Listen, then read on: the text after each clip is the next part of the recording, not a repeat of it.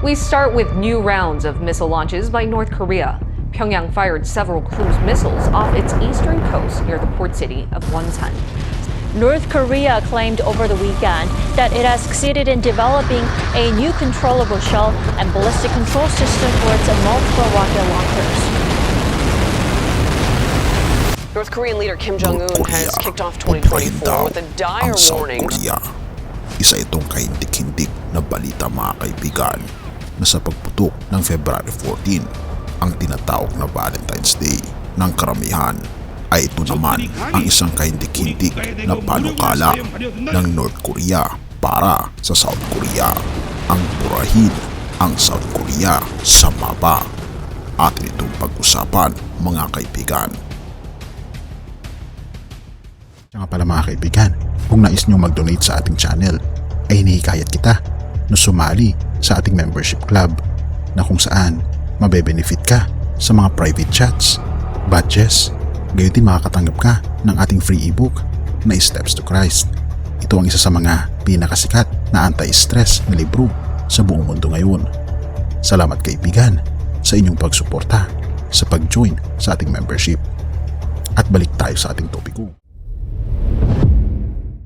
Nagsagawa ang North Korea ng pagsirit ng maraming missile sa baybayin sa silangan ayon sa militar ng Seoul ngayong Miyerkules, Pebrero 14. Bahagi ng sunod-sunod na pagsubok sa mga armas ngayong taon na kaakibat ng mas pinaigting na pahayag mula kay Leader Kim Jong-un.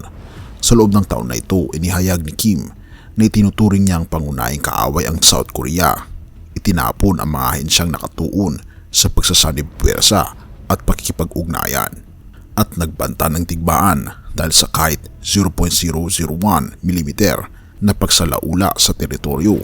Nagtaas din ng mga pagsubok sa armas ng Pyongyang, kabilang ang cruise missiles, isang underwater nuclear weapon system at isang solid-fueled hypersonic ballistic missile. Ika pa ng isang Joint Chief of Staff na tuklasan ng militar ang ilang hindi kilalang cruise missile sa karagatan sa hilagang silangan ng Wonsan bandang alas 9 ng umaga. At ang mga otoridad sa intelligence ng South Korea at US ay naglalakbay sa detalyadong pagsusuri. Idinagdag din nito na ang militar ay nagpapalakas ng pagmamasid at bantay at masusing pinibigay ang anumang karagtagang palatandaan at aktibidad mula sa Hilagang Korea. Nitong nakaraang linggo, inanunsyo ng Hilagang Korea na isinubok nito ang bagong control system para sa isang multiple rocket launcher na sinabi nitong magkakaroon ng pinalakas na papel sa labanan. Ang pagpapalipad ng cruise missiles ay nagbigay daan sa espekulasyon ng mga eksperto na ito'y sinusubok bago ipadala sa Moscow para gamitin sa Ukraine. Pinaigting ng Pyongyang at Moscow ang kanilang ugnayan sa mga nakaraang buwan, kung saan bumisita si Leader Kim Jong-un sa Russia upang makipagtagpo kay President Vladimir Putin noong Setyembre.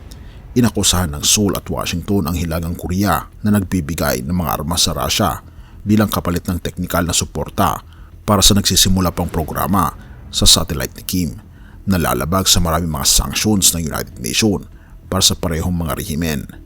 Sa kaibahan sa kanilang mga ballistic counterparts, ang pagsubok ng cruise missiles ay hindi ipinagbabawal ng kasalukuyang mga sanctions ng United Nations sa Pyongyang.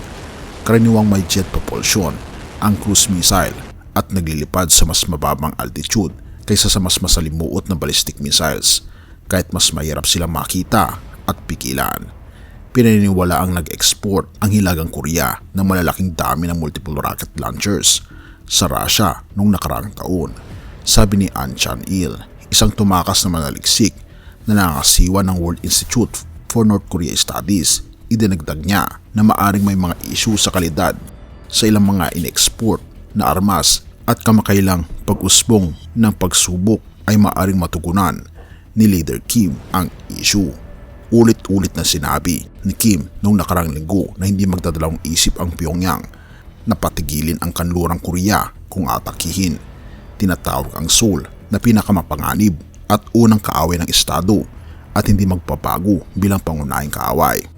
Noong Enero, nagpaputok ang Hilagang Korea ng isang pag-atake sa artillery malapit sa dalawang islang border ng Timog Korea na nag-udyok ng live fire drill ng Timog at mga order na mag-evacuate para sa mga residente. Ipinangako ni Timog Korean President Yoon Suk Yeol ang malakas na tugon kung sakaling atakin ng Pyongyang. Nananawagan sa kanyang militar na kumilos muna, ulat mamaya kung mabubuyo. Ang matindi, si Yoon, ay nagpapalakas ng kooperasyon sa depensa sa Estados Unidos at Japan mula nang maupo ito noong 2022. Kabilang na dito ang pagpapalawak ng joint drills upang kontrahin ang lumalaking banta ng Pyongyang sa darating na eleksyon sa Estados Unidos. Maaring magpataas ng tensyon ang Hilagang Korea upang gamitin ang politikal gridlock ng Amerika, ayon kay Chung Seong-chang, direktor ng Center for Korean Peninsula Strategy sa Sejong Institute. Sa isang ulat, maaring isagawa ng Hilagang Korea ang mga atake sa Baekgyeong Island, Deongchong Island at Socheong Island batay sa kanilang kumpiyansa sa pag-usbong ng kanilang kakayahan sa nuklear at missile anya.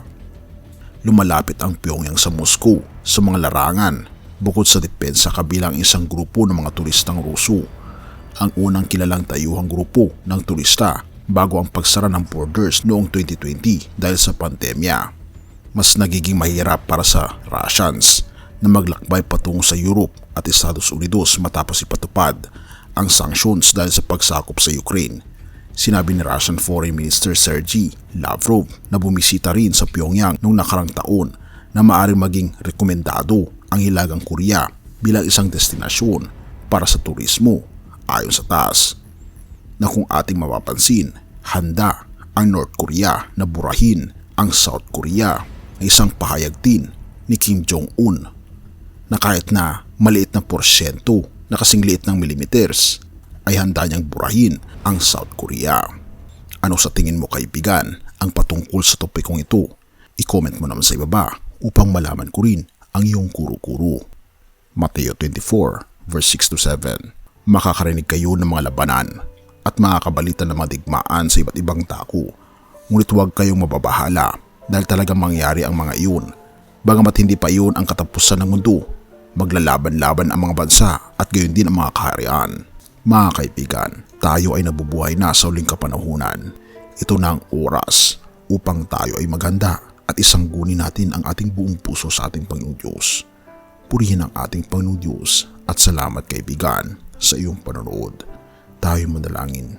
Ama naming banal, mga Panginoon naming Diyos, kami po, Panginoon, ay sumasungguni sa inyo dahil hindi po namin alam, Panginoon, kung ano pong mangyayari sa aming kinabukasan. Ngunit nakakatiyak kami, Panginoon, na kami ay magiging ligtas kung kami, Panginoon, ay nasa inyo. Panginoon, tulungan kami na magkaroon ng mas malalim na relasyon sa inyo. Makilala po namin kayo bilang aming tagapagligtas mula ngayon at magpakailan pa man.